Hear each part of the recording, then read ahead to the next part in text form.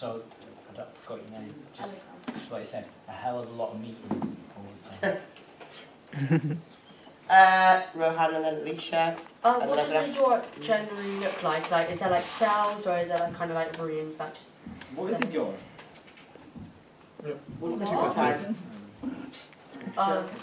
Like, what does it generally look like? Is What? there like cells or A is yacht. yeah, like where you work. I don't work in the custody, so I work in the community. Young offender. So I work in a Youth team, offending team. and then you've got young offenders institutions. So they're like prisons. So are you asking me what it's like in a prison? Yeah. That's what you're asking. Okay, so yeah, it's like, have you seen it on the telly where it's a big room and then you've got loads of cells off it? Yeah, but And then I you've thought got it a was landing different. and you've got loads of cells there. I That's thought it was like different for kids, like they didn't want to feel like they were in prison, but... So in a secure children's home it'd be different, but in a young offenders institute it's more or less the same as, the cells are nicer, usually, you know, you might be on your own or you're usually twoed up, but structurally it's kind of the same. Erin's going to ask a question, aren't you, Erin? Desperate to ask one, I can see her. Shaking with them. Past Alicia. Pardon? Keep skipping past Alicia. Alicia's asked quite a few, I'll come back to her in a minute. I just wanted to Erin and I'll come back to you. If you could change anything about like young offenders or like how, like if you could change like the system around like young offenders, what would you change and why? Good question. If I could change one thing about the world in relation to young people offending, what would it be? Yeah. Is that kind of what you're asking? Yeah. Oh, the system. Oh my goodness.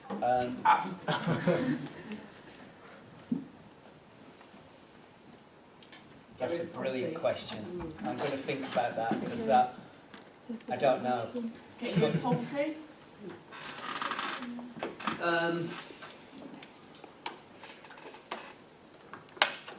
Yeah, I think it is. It's something to do with poverty, and yeah, it would be about the world is a bit more equal and a bit more fair, and it's not. You know, the places in Bristol, there's a lot of difference between a lot of the places in Bristol. Oh my god, I've got a question later. I'll ask it. Alicia will kill me. No, say yeah. What's that thing that's next to the school when you can't even go to school anymore? Prue? Yeah, Prue. Yeah, let's talk about Prues in a minute because that's good questions. You can talk about Prues, let's talk about Prue in a minute.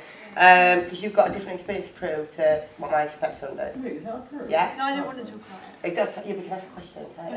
Alicia. What goals please. do some people want to achieve next? Like what do some people want to achieve next in the young offenders? So when they finish the sentence, What you mean?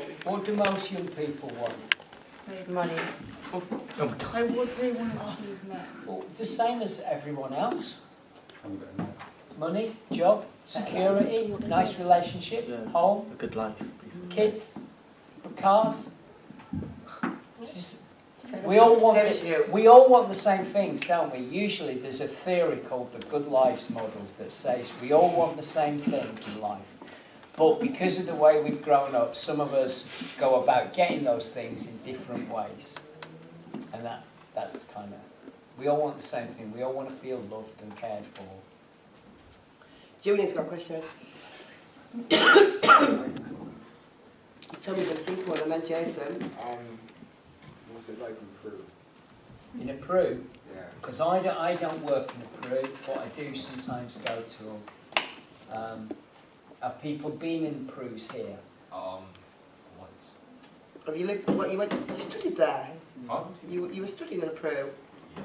Yeah. What, one day? Yeah, because I done something bad. Yeah. So they sent you there for one day? Yeah. Oh my god! And he was amazing, and they said we don't need him. He's brilliant. We've sorted him out. Go home!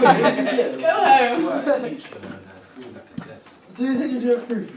Yeah. In the Prue though, don't forget there's two sides. One's for people that get expelled with behaviour issues usually, and another one's people who are struggling with education, mainstream education. That's where I was Well, it certainly supposed to isn't go. Downland. That's the Downland one. That's But, where I was supposed to go, and then my mum was like, "No, you're not going there," and then she pulled me out of school completely. And I mean, it can There's one literally right next to my school.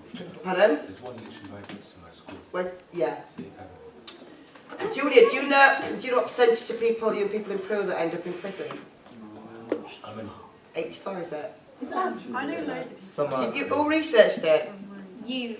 No, but you researched it Right, for me. 84%. It's a really high percentage. I think it is like Yeah, same, I know 4%. My statistics are like a I've got another question. Oh my goodness, two of the right of one. Go on. So what is the average age for young offenders to commit crime? That is a brilliant question. I'd say probably 14, 15, 16. And then I think usually what happens, no matter what we do, usually it's a kind of stage in a lot of people's lives, isn't it? At 14, 13, 14, especially as boys, you know, and it's all going off. And then we do something stupid, and then usually by 16, 17, 18, we're kind of growing out of it, and we're not doing that anymore. So no matter what we do, it doesn't really matter, because your life development is yours, and most of the time people grow out of it. That's a brilliant question. Toilet still. Is he still on the toilet? Back actually. He was too scared to ask a question. Yeah. But who's not asked a question yet? Safi, ask the question. Safi needs to ask a question. 85%. Which one? You could talk about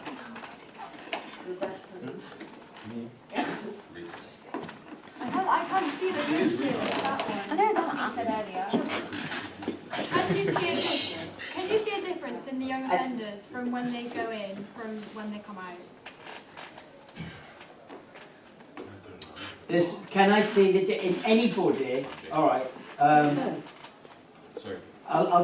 So this is before I came here, I saw a young person, right, and I remember seeing him a year ago, and I remember trying to take him to an interview for a job, just labouring, and it was a really good opportunity.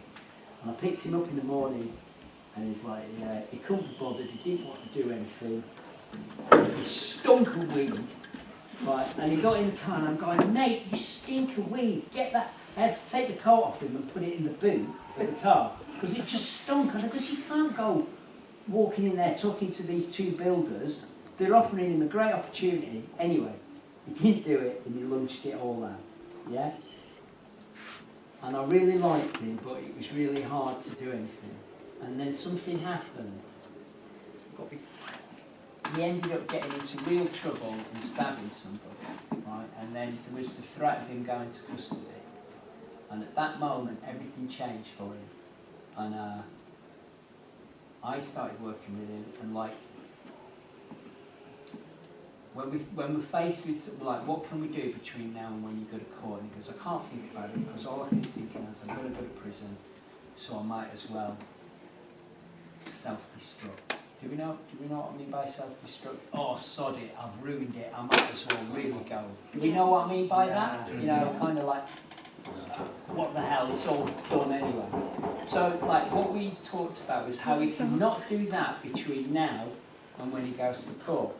That he's not going to self-destruct, he's not going to sabotage it and throw it all away.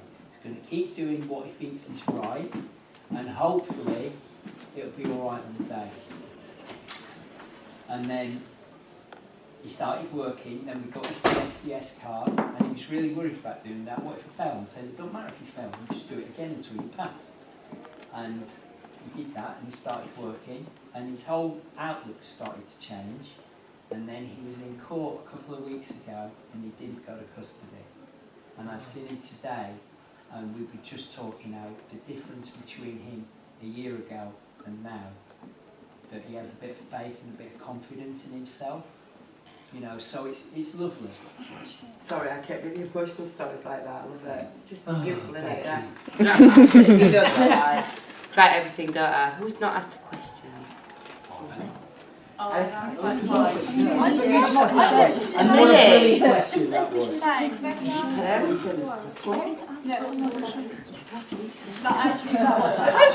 literally have to write a thank you something on it. Oh, Google. What have I written there? What are sentences? We talked about different sentences. We talked about what a young offender. We nearly finished anyway. Like an open forum then. So I want you to think about the answers to these questions. Quite please. 1 more second. 1 more minute. The questions you're asking, how are they feeding into our play? How are they feeding into your characterisation? Jess, can you just get the door for me, please? We can use some of what Jason said and we can create something more with it tomorrow. Like we've got a few facts now and somebody's lived experience working with young offenders. Jason, I'm talking. Jason did think of a question. Did you? Yeah. I won't embarrass you because we're filming you, but if that camera wasn't on. So, like, what age is like your youngest offender being like, done like an offence? Probably 10. 10? Is that really? 10, 11. Don't keep fighting every single question at a time. Has anyone been like kicked out for like saying anything bad about What's so bad at the yacht that we keep them out? Yeah. That'll be a bit of a... Sorry, you too bad to come here. Yeah. No. Annika, does your stepdad working with you or? No, he doesn't, but he does, one of his friends does, and, or used to, and he has a lot of, like, links with, like, yeah, like, YOT and, like, a lot of links with, like, people who help with it. Wondered. Emma's got a question.